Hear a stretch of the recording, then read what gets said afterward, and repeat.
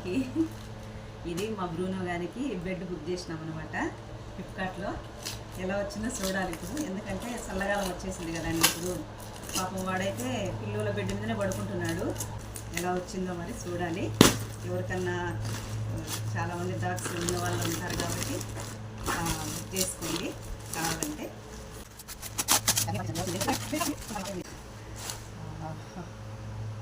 ఓ వా,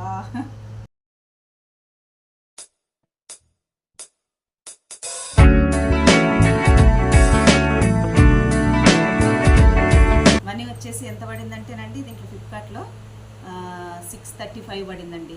5 rupees delivery charge, 630 bed charge. Okay bye.